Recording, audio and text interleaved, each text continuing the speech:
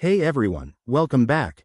If you're a freelancer, independent contractor, or just someone dealing with miscellaneous income, you know how crucial it is to report your 1099 MISC form correctly. Today, we're diving into how to add 1099 MISC on TurboTax for 2025. This step-by-step guide will make the process straightforward and stress-free, so you can file your taxes with confidence. Let's jump right in. First things first, make sure you have TurboTax open and you're logged into your account. If you're starting fresh, select File My Taxes and choose the option for Federal Taxes. Once you're in, navigate to the Federal section. It's usually right at the top. Here, you'll see a list of categories.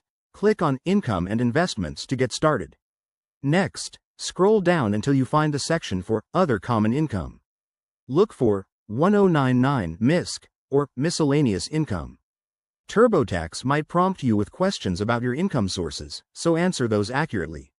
When you select 1099 MISC, it'll ask if you received this form. Click Yes, and then enter the details from your actual 1099 MISC form. This includes things like the payer's information, the amount in Box 1 for rents, Box 2 for royalties, or Box 3 for other income. Double-check these numbers because accuracy is key to avoiding any IRS headaches. After entering the data, TurboTax will guide you through any additional questions, like deductions or expenses related to this income. Take your time here, it's better to get it right the first time. Once you're done, hit Continue to move on. Finally, review your entire return before filing. TurboTax has a smart check feature that flags potential errors, so use that to your advantage.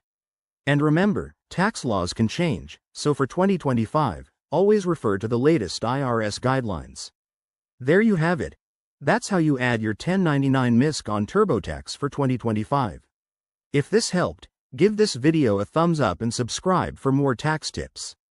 Got questions? Drop them in the comments below. Thanks for watching, and happy filing.